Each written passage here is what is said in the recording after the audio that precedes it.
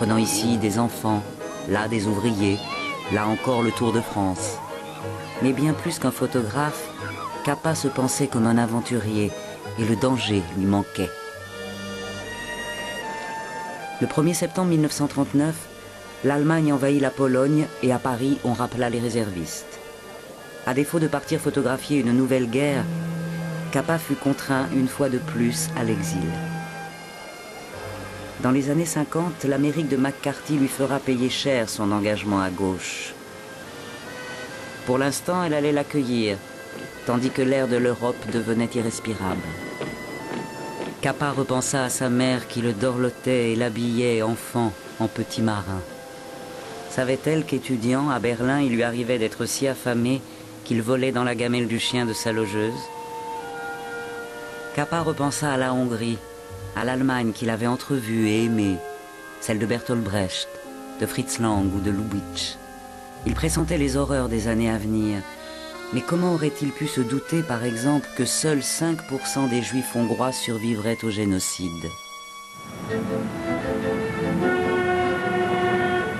Capa s'était rêvé américain et il le deviendra après la guerre. Mais en réalité, Friedman détestait ce pays qui lui apparaissait dénué d'âme.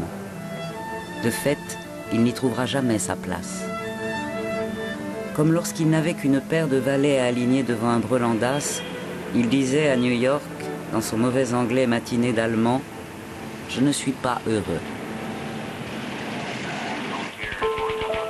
Au début des années 40, il travailla donc aux États-Unis, mais surtout, il s'y ennuya, avec le sentiment constant d'être tenu à l'écart de la guerre en Europe. Le 10 mai 1940, les troupes allemandes entrent en France. Capa éprouve une nostalgie grandissante de l'Europe.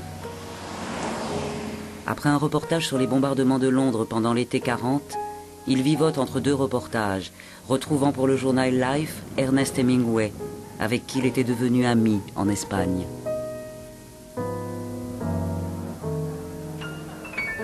Et puis, avec le mois de mai 1942, la guerre se décide enfin à lui tendre les bras. Il a 29 ans et les États-Unis sont entrés à leur tour dans le conflit.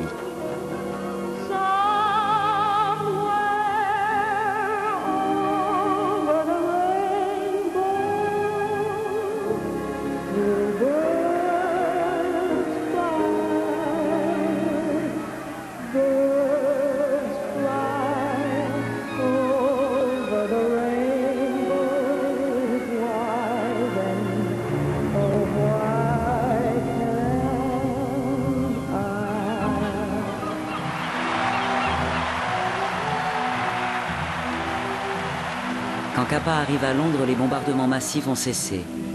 Ont malheureusement cessé.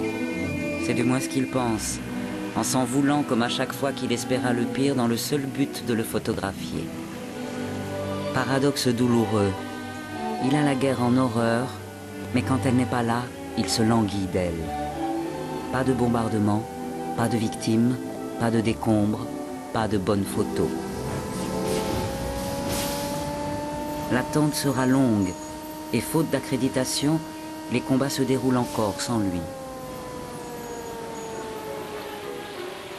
Lui reste alors pour se consoler les femmes, toujours les femmes.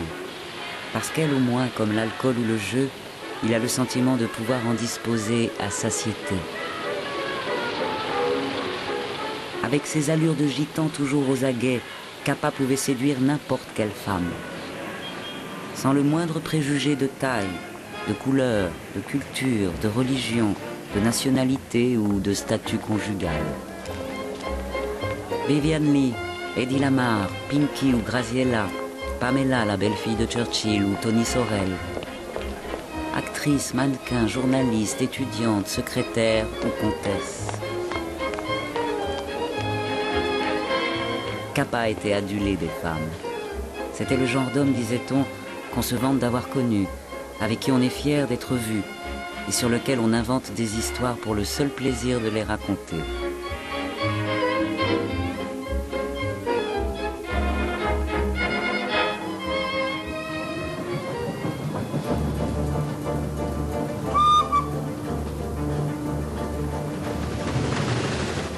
printemps 1943, enfin, il saute dans le train de 7h30 pour Glasgow, puis embarque sur un navire transportant des troupes vers l'Afrique. Sa troisième guerre l'attend. L'Afrique du Nord, l'Égypte, la Libye. Capa ne sera pas le photographe de ces grandes batailles d'Afrique qui deviendront mythiques, mais il se retrouve néanmoins au cœur de quelques-unes des opérations militaires les plus violentes. Pendant 3 jours, sous un déluge d'obus, il photographie la bataille d'El Guettar pratiquement sans dormir. Il sent de nouveau le danger, le respire, l'inhale. Et pourtant il est insatisfait, comme si aucun cliché n'était de taille à rivaliser avec celui du républicain espagnol. Son obsession, sa hantise. Lucide, Capa sait qu'il est identifié pour l'éternité à une photo derrière laquelle il courra toute sa vie, mais qu'il ne refera jamais.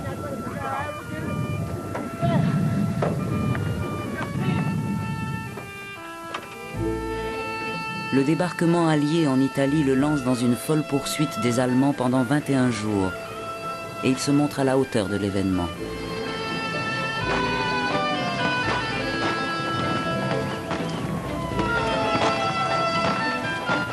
Comme à chaque fois qu'il se retrouve au cœur de la tourmente, il se montre efficace, fidèle à ce qui restera sa marque de fabrique.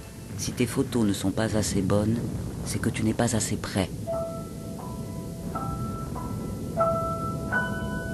Dans ses mémoires, Capa ne fera jamais allusion au carnage dont, ici encore, il sera le témoin. Comme si ces photos, et elles seules, devaient parler. Le 2 octobre 1943, il pénètre dans une école embaumant une odeur de fleurs et de mort. Là, il découvre les cadavres d'une vingtaine d'enfants dont les petits pieds sales dépassent des catafalques.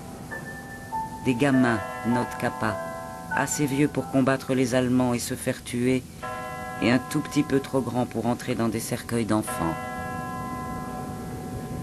Mais cette fois, contrairement à la guerre d'Espagne, à laquelle il ne cesse de penser, Capa, bien que déprimé et exténué, est du côté des vainqueurs, qui dans quelques mois débarqueront en France.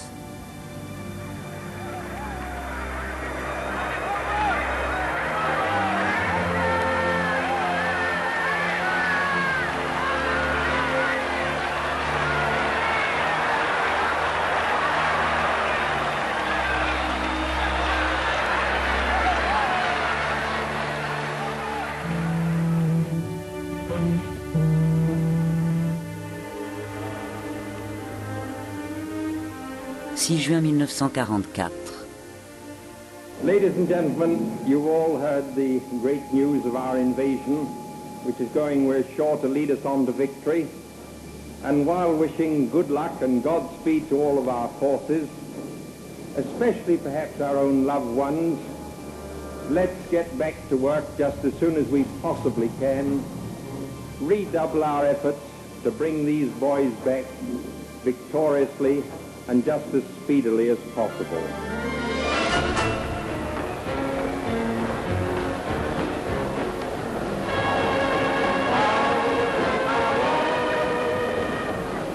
Capa appartenait à la première vague de la première division d'infanterie qui débarqua sur Omaha Beach à l'aube du mardi 6 juin 1944. Le bureau londonien de Life Magazine resta sans nouvelles de lui toute la journée du 6. Capa était-il toujours en vie?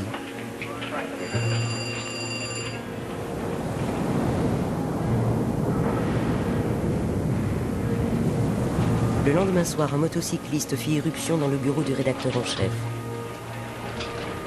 Immédiatement, le laboratoire entreprit de développer les rouleaux de pellicule. Mais dans la précipitation, les négatifs furent endommagés par un appareil de chauffage mal réglé. Le plus illustre reportage photographique du photojournalisme détruit.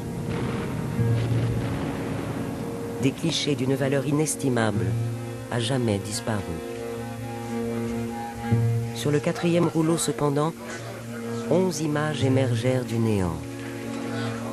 Ce sont ces images qui ont fait